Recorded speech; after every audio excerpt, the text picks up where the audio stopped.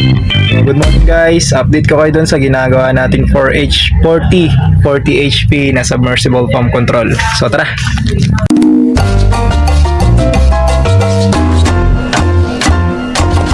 Nakakagutom nga naman gumawa ng control. So eto guys, testing na natin yung ating submersible pump na 40 HP. So ang ating BFD is ready for run na yan. So standby lang yan dyan. And then gumamit tayo ng digital phase monitoring for 3-phase at MCB na 3-phase. So ito rin, gumamit din tayo dito ng molded case circuit breaker na 150 ampere na 3-pole. At syempre ang ating magnetic contactor na LS brand.